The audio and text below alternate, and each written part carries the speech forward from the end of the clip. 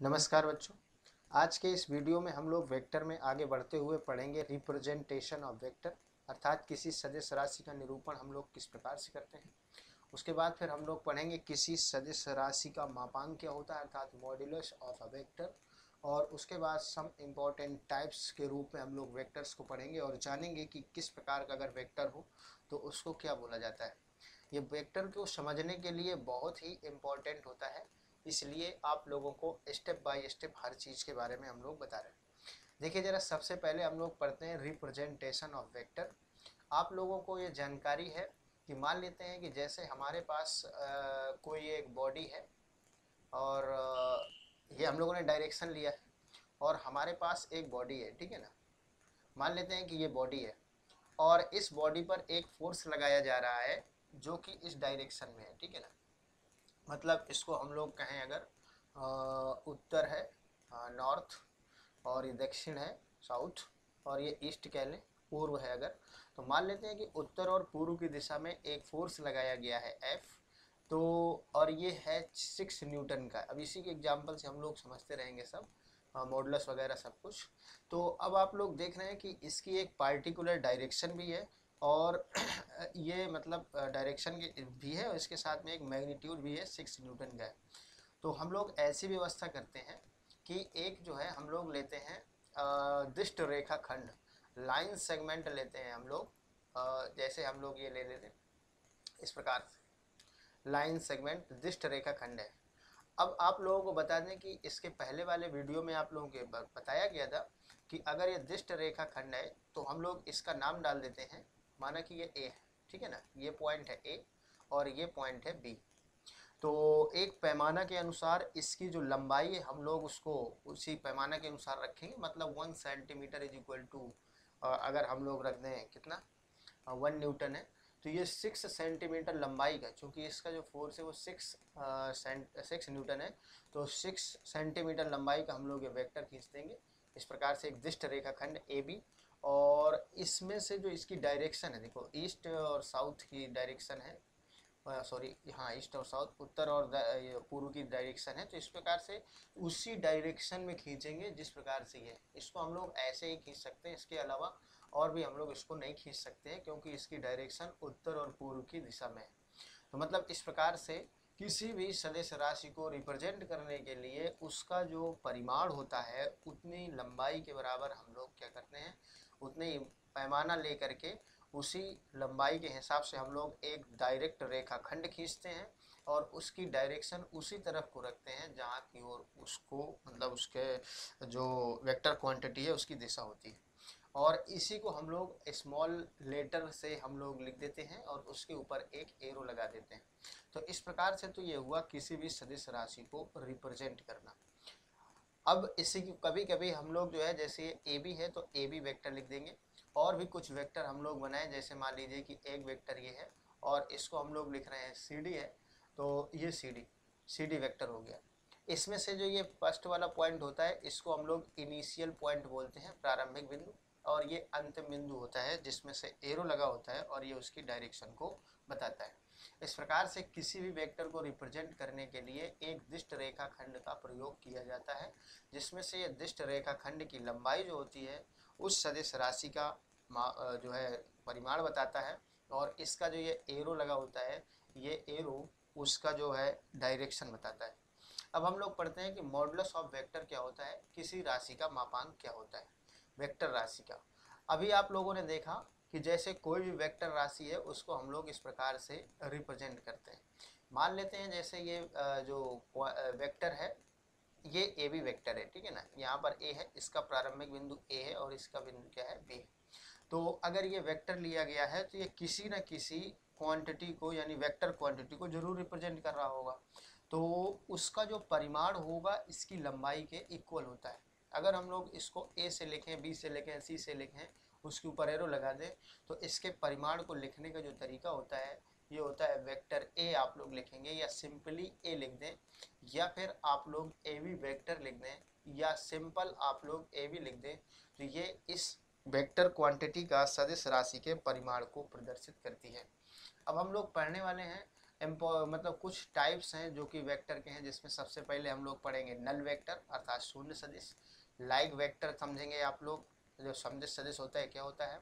Unlike vector समझेंगे, जो प्रतिदिश सदिश होता है वो क्या है। नेगेटिव वेक्टर, किसी वेक्टर का नेगेटिव वेक्टर क्या क्या होता है, इंपॉर्टेंट है ये।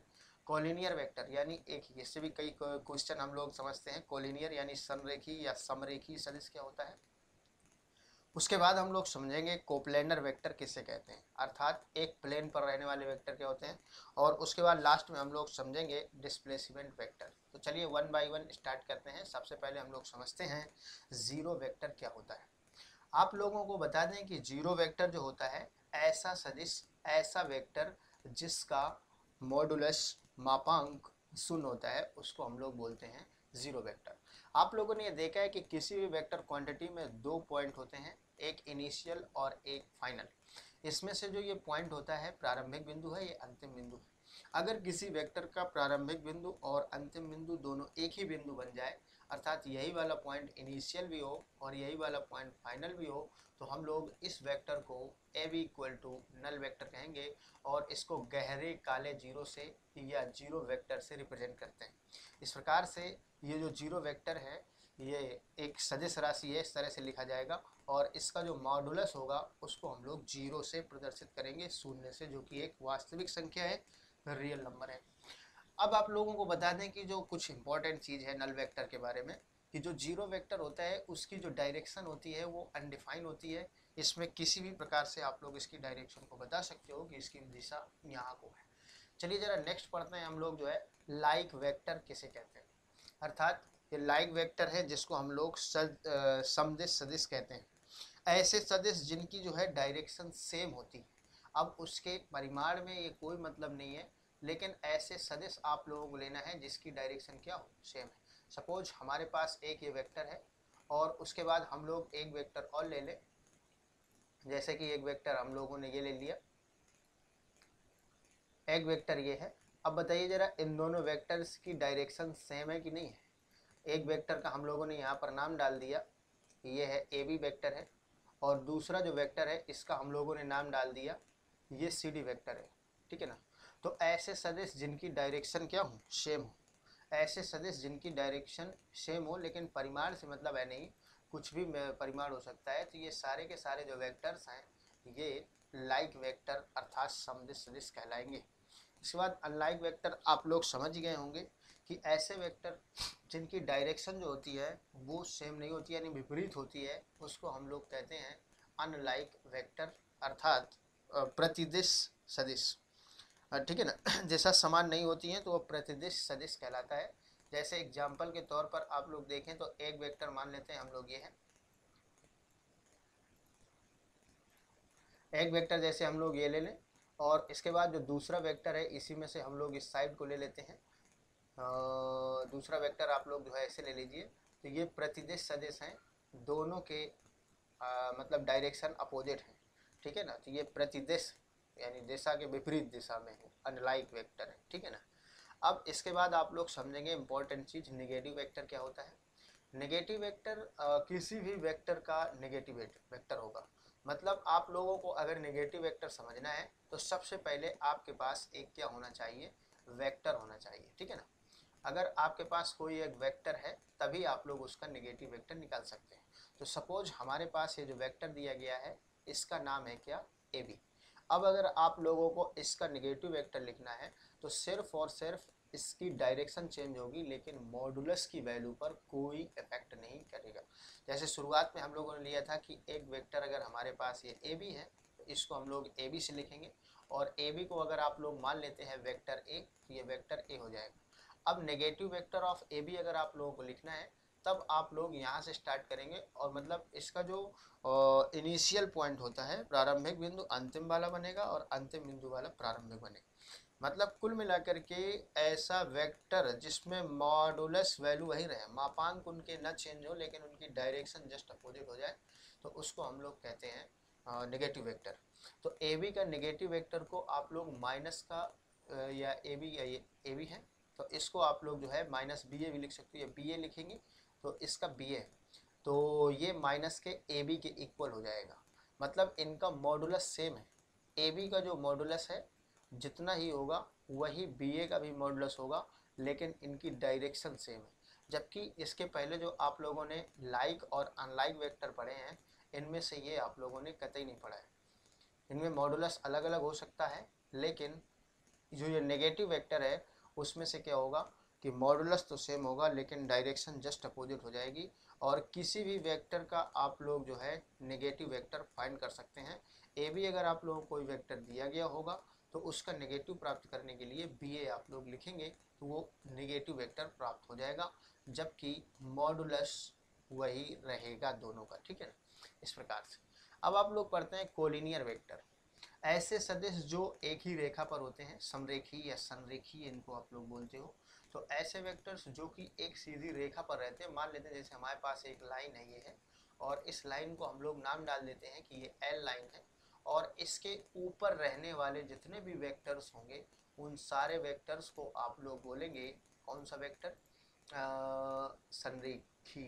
जैसे मान लीजिए कि एक वेक्टर इसके ऊपर हम लोगों ने यहाँ पर ले लिया ये, तो इसी लाइन के ऊपर है, और इसके बाद दूसरा वेक्टर अगर आप लोग लेना चाहते जैसे हम लोगों ने ले लिया ये, तो बताइए ज़रा ये भी इसी लाइन के ऊपर है, और तीसरा वेक्टर आप लोगों ने ले लिया मान लेते हैं ये, तो ये इसी लाइन के ऊपर है, और चौथा वेक्टर अगर हम लोग यहाँ से ले लें पूरा कंप्लीट इतना, तो ये भी क्या है इसी लाइन के ऊपर है।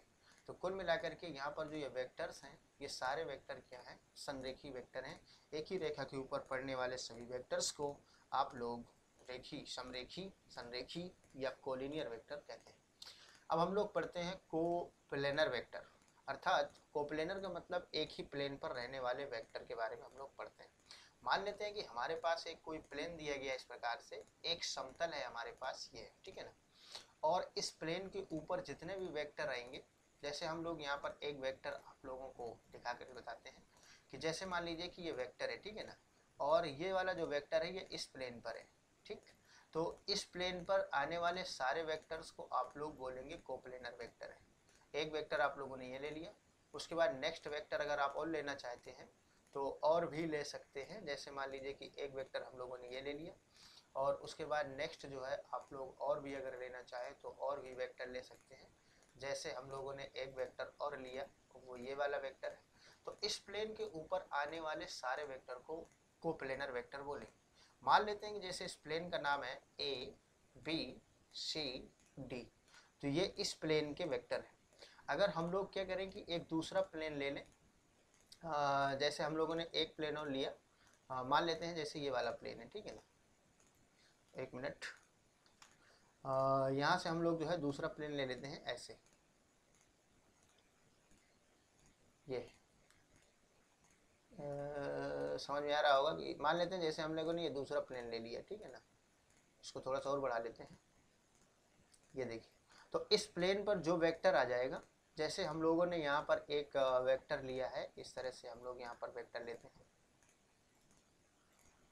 ये, तो ये वाला जो है इस दूसरे प्लेन का वेक्टर है। आप लोग इसको गौर करिए कि इस प्लेन के वेक्टर अलग है, ये दूसरा प्लेन है इसका वेक्टर अलग है, और इसका नाम अगर हम लोग डाल दें, जैसे इसका यहाँ पर डाल देते हैं P, ये पॉइंट है P Q, और ये पॉइंट यहाँ पर डाल दें इस कोने को R, और इसको S डाल दें, तो इसके वेक्टर अलग हैं। और इसमें से हम लोग बना रहे हैं, देखिए इस प्लेन को देखिएगा, PQRS जो है इस प्लेन पर ये वेक्टर आ रहा है, इस प्लेन पर नहीं है, ये जो नीचे वाला प्लेन है इस प्लेन पर वेक्टर हम लोगों ने लिया है, और एक वेक्टर और ले लें तो ये कोप्लेनर वेक्टर है। अर्थात स्पेस पर बहुत सारे प्लेन होते हैं, और उन सभी प्लेन्स पर आप लोग अलग अलग वेक्टर ड्रॉ कर सकते हैं। जैसे हम लोग और भी ले लें, प्लेन मान लेते हैं, जैसे हम लोगों ने एक और लिया, एक प्लेन और ले लेते हैं, और उसके बाद फिर उस पर भी हम लोग जो है वेक्टर ड्रॉ करके दिखाते हैं आप लोगों को। जैसे मान लेते हैं कि ये है, ठीक है ना, और इसमें से एक प्लेन ये है, और इसके ऊपर भी हम लोग जो है वेक्टर ले सकते हैं। एक प्लेन मान लेते हैं जैसे ये है, इसके ऊपर भी आप लोग वेक्टर ले सकते हैं। तो ये सारे के सारे वेक्टर जो है कोप्लेनर वेक्टर कहलाते हैं। उम्मीद है कि आप लोगों को समझ में आ गया होगा। एक प्लेन पर रहने वाले सारे वेक्टर्स को कोप्लेनर वेक्टर कहते हैं। डिस्प्लेसमेंट वेक्टर जरा समझते हैं हम लोग। डिस्प्लेसमेंट वेक्टर क्या होता है? ऐसे सदिश जो मान लीजिए कोई पार्टिकल है, अगर ए से बी तक के लिए विस्थापित होता है, एक कोई पार्टिकल है और ये पार्टिकल ए से लेकर के और बी तक अगर डिस्प्लेसमेंट इसके ए से लेकर के बी तक चलता है तो इससे जो वेक्टर रिप्रेजेंट होगा आप लोग इसको डिस्प्लेसमेंट वेक्टर कहते हैं। बच्चों आज के वीडियो में इतना ही, ये बहुत इंपॉर्टेंट पार्ट थे थोड़े से, लेकिन इसके वाला आगे वाला जो वीडियो होगा वो और भी जानदार है और स्टेप बाय स्टेप आप लोग धीरे धीरे सारी चीज़ समझेंगे। Thanks for watching, take care.